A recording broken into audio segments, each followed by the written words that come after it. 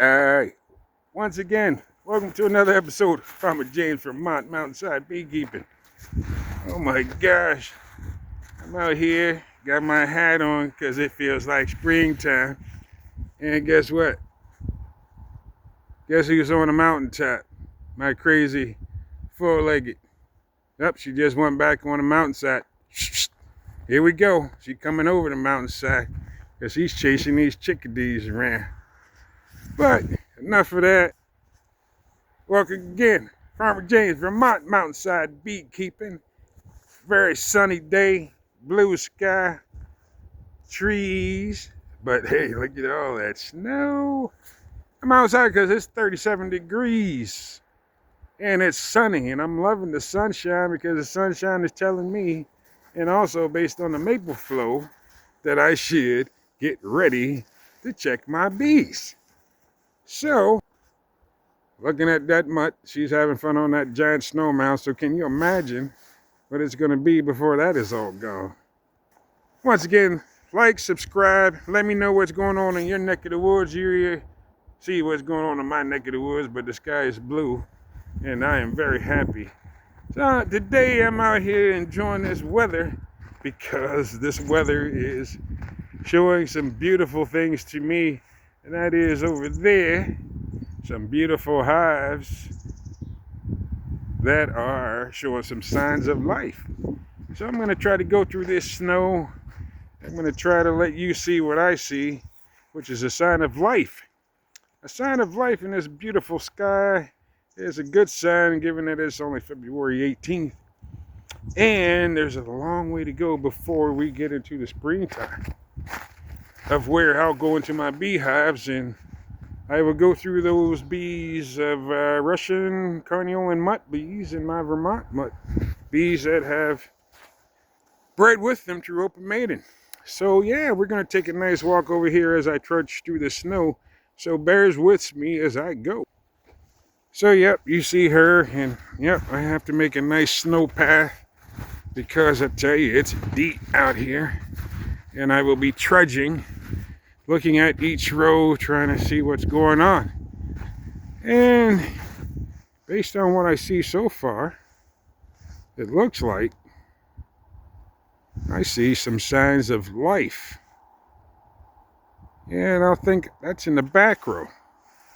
And that back row over there, to the very far left, we have some bees coming out. So yeah, let's just walk over here through the snow and get closer, because the closer we get, the closer you could see what I see.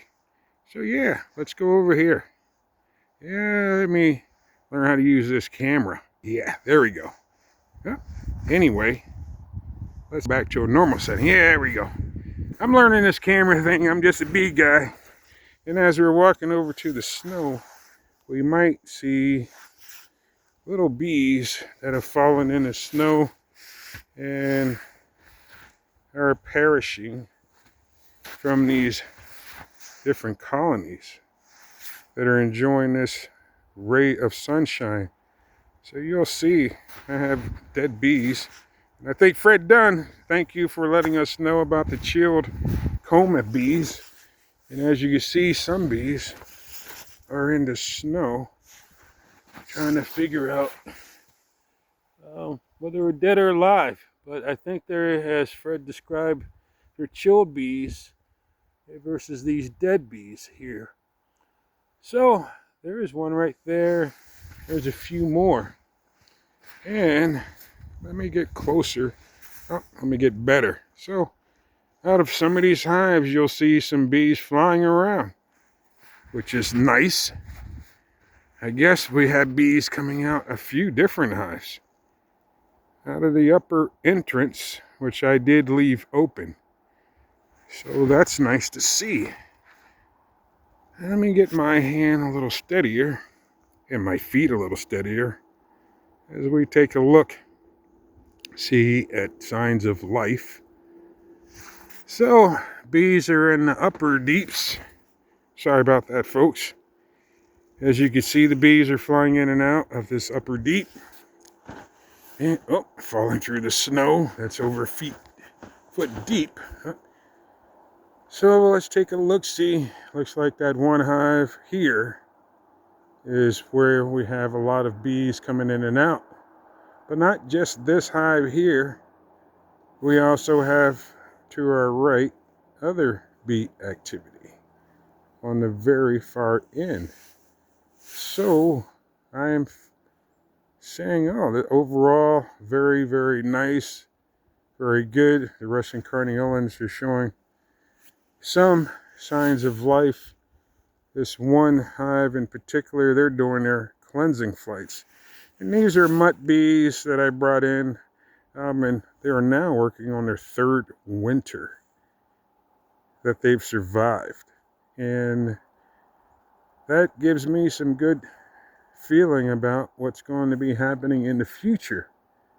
And if we look down the row, we also see other bee areas that are signs that bees have been flying out and about. So that's a good thing, right? Yeah, I'm happy. I'm seeing a lot of activity out of that colony. I am saying a success, maybe. We won't know until I can go in further.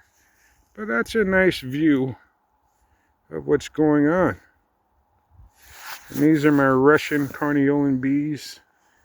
So they are flying about, and I'm finding them all over the place in the snow. London!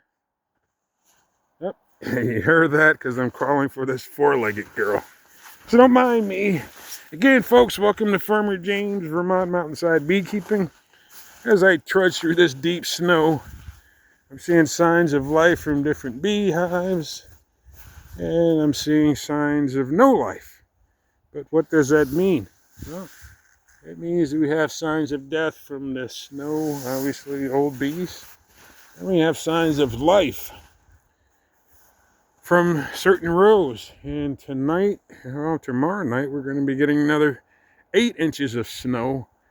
But the way I have these set up, as you see, we don't have any snow underneath them because they sit up off the ground, allowing for really nice ventilation underneath. And as you can see, folks, there is really nice bare area, so that's airflow underneath those hives.